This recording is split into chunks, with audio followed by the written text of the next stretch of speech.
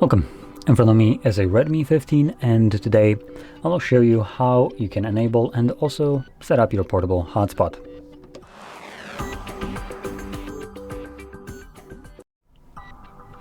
So to get started, swipe down twice from the top of your screen and this will show you a bunch of toggles. Now we're looking for the hotspot toggle, which if it's not visible on the first page, you can swipe to the left and this will show you additional pages.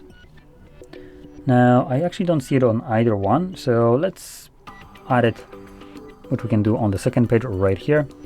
Have edit button, click on it, and then find the hotspot toggle, hold it, drag it above here, drop it, click on done, and now it's available to you on one of the pages.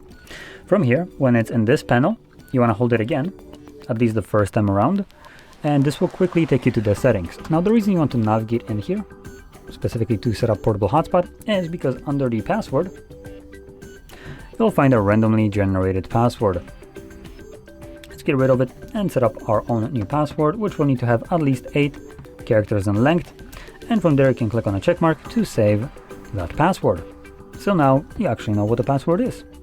Next, find the toggle once more, and this time around just tap on it to turn it on.